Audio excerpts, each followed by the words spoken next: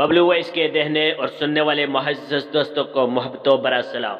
پیارے دوستوں، نئی شادی ہوئی تھی، آج میری پہلی رسوئی تھی۔ کچھ ڈر بھی آڑے تھا کہ یہ رسوئی کہیں عمر بھر کی رسوائی نہ بن جائے۔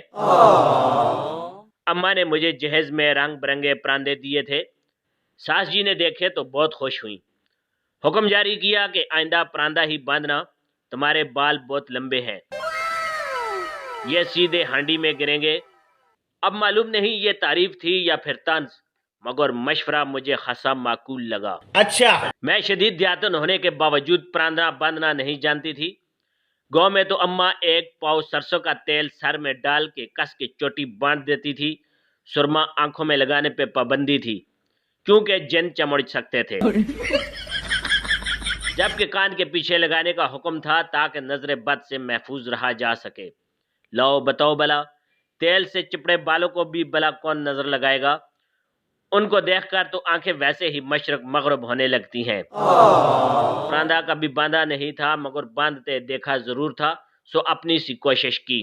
ایک بل دیتی تو دوسرا کھل جاتا، دوسرا دیتی تو تیسرا بل ہاتھ ہی نہ آتا۔ میرے سرکار کچھ دیر دیکھتے رہے، پھر کہا لو میں بل دیتا ہوں۔ بل دیتے ہوئے مجھے پہلی بار کوئی ڈھنگ کا شعر سنایا، ورنہ ان کے سارے سنائے شعر آدھا مصرع میر کا، آدھا غالب کا اور اگلا مصرع خود کا جوڑا ہوا کچھ کا کچھ ہوتا تھا۔